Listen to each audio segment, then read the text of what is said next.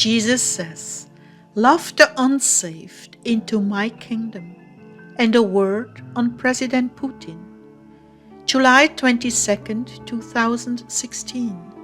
Words from Jesus through Sister Clare, spoken by Jackie. Clare began, "The Lord in His endless patience is with us heart dwellers." Well, several people have now remarked on how President Putin signed into law restrictions on prayer and religion in his country, serious restrictions, just after I shared that he was visited by the Lord. You know, it would be so nice if this world were so tidy and predictable, but in all my years with Jesus, nothing is ever tidy or black and white. There are many things which make no sense. For instance, why he would do such a thing if God had touched his heart.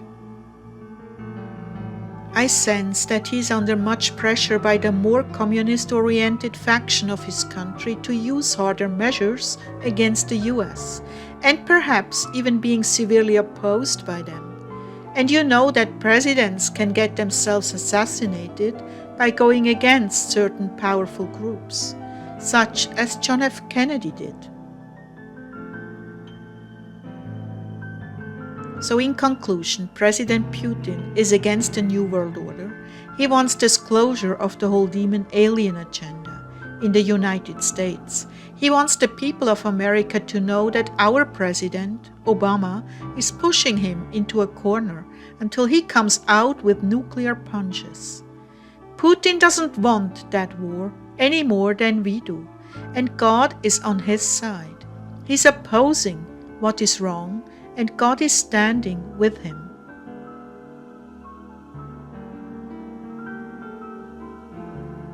I do believe we should pray for President Putin to rescind the law, but at least remember part of the man is standing on God's side and opposing the New World Order, and they're advancing against the sovereignty of nations.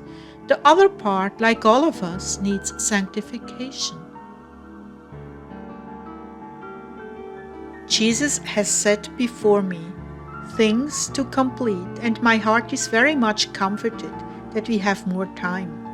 Many of you have begun your own websites with beautiful artwork and music, reaching out to the unsaved.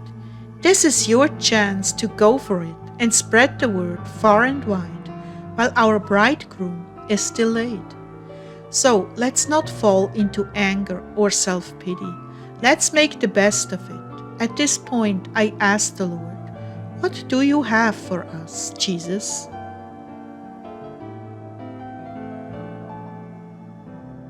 Jesus began, "Indeed, my ways are higher than your ways, yet I impart understanding to the simple. It is true that I may approve a man in many ways and not approve him in others. But my heart is focused on avoiding world war right now, and when President Putin disappeared for that space of time, he certainly was considering launching against America. Not for direct aggression from America, but for the underhanded things being done by your country to topple his neighboring governments that he had been working with. Syria was just the last straw, and that is why he swung into action.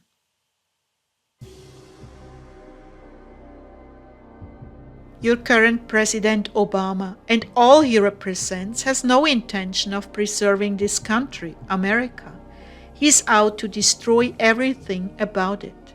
But I have withstood him and protected certain key elements to give you another chance at righteousness. It will certainly not last forever, but while it does, please, my children, support what is right.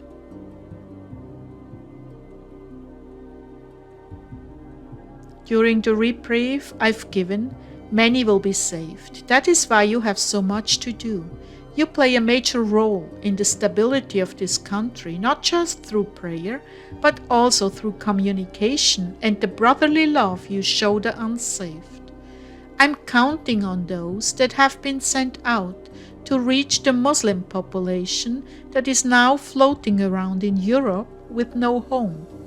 If you're called to this, it is a noble work and the fields are ripe for the harvest. One of the things you can do on this channel is teach those who are new. I'm sending many young people who haven't a clue about my ways or my love for them. They come here, tossed about and torn, not knowing which way is up, and they leave edified, with more understanding and a budding relationship with me. This is so important to me, my people. Soon enough, they will be hungry to live the way I want them to. I am working in a way that is totally different from the previous century's evangelists. The people of the earth have been so downtrodden with judgment. They run like scared rabbits when they hear condemnation. They grew up with that. They live in a bubble of condemnation that continually haunts them with such thoughts as, "You're good for nothing. You're a hopeless sinner going to hell. You're not good enough for God. Who do you think you're fooling? Don't even try to go there. He doesn't care about you." These are the lies of the devils, and this young generation has been handed that bitter pill by their parents, unless of course their parents are liberal and have no real morality. And any time religion is broached, that is what their children hear from them, and this attitude will scare them away, not draw them in.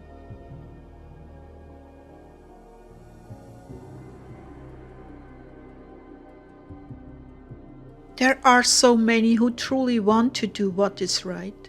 They want to live right, but they're frightened by what they consider is the price tag.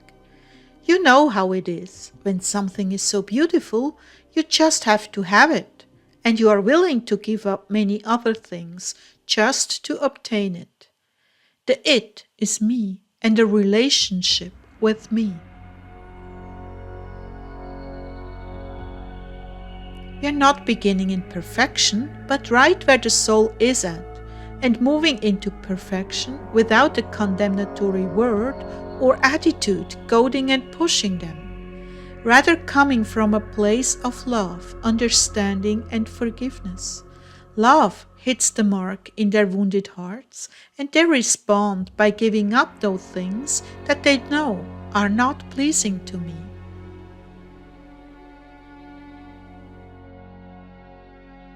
The other way around, the legalistic way, giving up things without the motivation of love, may work for a short time on the surface, but deep down inside the soul is struggling and ultimately resents being restrained from their familiar pleasures. Then they want out of religion altogether. That's when they are soured on me, and I have a huge barrier to overcome to win them back. This is Satan's doing. It is your love for me, my people, that causes you to break with sin. Yes, some of you are afraid of punishment, but for the most part, our relationship is about love, not condemnation, forcing you to live a lifestyle that the religious community approves of.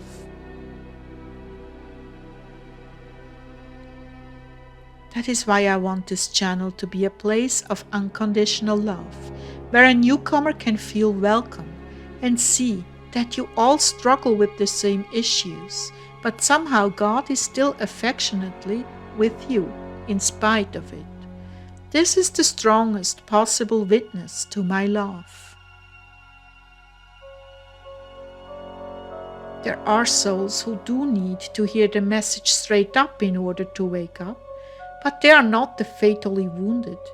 They are the strong, rebellious children of the world that are looking for boundaries that make sense and last throughout time, not fads. And I have my vessels unto honor who preach that as well. Each soul responds differently, and I've made a provision for all.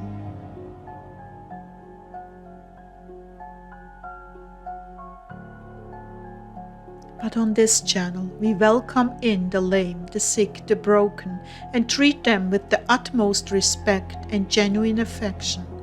Oh, how blessed I am to have a group such as this, tending to the outcasts. Great is your reward in heaven.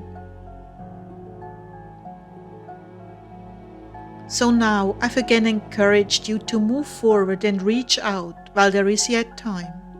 Reach out in love, brotherly love, unconditional love, that is right on the very same level with those just beginning their journey with me.